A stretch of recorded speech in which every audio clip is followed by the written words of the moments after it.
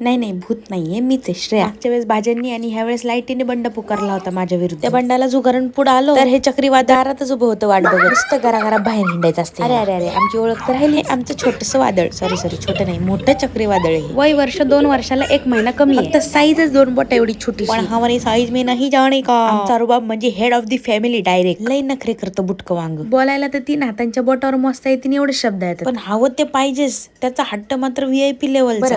मी ह्याची किकी, हो काकीच, पण तो किकी म्हणतो. ऑब्व्हियसली त्याची काकी एवढी युनिक आहे, त्याच्यामुळे काकी असं नॉर्मल का म्हणेल ना तो. आणि आमचं नाव आहे मेघराज. ऑब्व्हियसली नावाप्रमाणे घरचा मिनी बॉस आहे.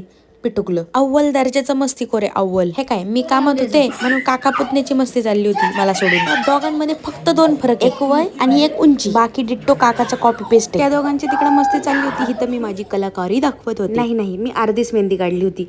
पुढची जी मेहंदी होती ती आमच्या कॉलनीतल्या काकूंनी काढली होती आणि मागची मी काढली होती, पण त्याचा शॉट घ्यायचा मी विसरून गेलीये. Yes, I accepted. मला विसरण्याचा थोडाफार प्रॉब्लेम आहे आणि हा फक्त प्रॉब्लेम माणसालाच असतो. And obviously I am a human being. छोट्याशा हातांचा उतावळेपणा बघितला. येस, आम्ही भयानक लेवलची येडे आहोत चॉकलेट केक साठी. आम्ही इन द सेन्स हे कार्टून आणि त्याची किकी म्हणजेच मी. आणि दिवसागणिक आमच्या दोघांचं चॉकलेटचं प्रेम स्पीड लिमिट क्रॉस करून जाते. ट्रॅफिकचे जर नियम ह्यासाठी आमच्यावर लागले असते ना, कोट्यानी आमच्यावर दंड असले असते, कोट्यानी. केकच्या चिंधड्या एवढंचपर्यंत पोरांनी केक काय सोडलाच नाही कट करायचा. केक खाण्याबाबतीत आमचं हे कार्टून भयानक लेवलचं स्वावलंबी. कोट्याला चारायची गरजच पडत नाही. ऑब्व्हियसली तो केक खाण्यासाठी त्याच्या किकीवर गेला. बारीक होतं तोपर्यंत ठीक होतं, पण जसं जसं मोठं होते ना तसं तसं त्याचं केक खाण्याची लेवल पण अप होत चालली. माझ्या कार्टूनला माहितीये त्याच्या केकीला पण केक आवडतो. माहितीये का, त्याला एवढा केक आवडत असूनही पूर्ण 1 रात्र आणि 1 दिवस अशी फ्रीज मध्ये राखून ठेवली होती, कारण की किकी येणार आहे असं आईने त्याला सांगितलं होतं. बरं, हा सगळा कार्यक्रम जो झाला तो होता आई पप्पा अॅनिव्हर्सरीच्या आदल्या रात्रीचा. सगळा सावळा गोंधळ आम्ही काहीतरी 1-1:30 ला घरी आलो आणि दुसऱ्या दिवशी मोठं सेलिब्रेशन. आई पप्पांना सरप्राईज म्हणून व्हिडिओ एडिट करत बसले. पहाटेचे 5 कधी वाजले कळलंच नाही. डोळे असले भयानक दुखत होते, तरी ते सगळं काम पूर्ण केलं आणि निद्रा देवी माझ्या अंगात आली. तर उद्या भेटू, टाटा बाय.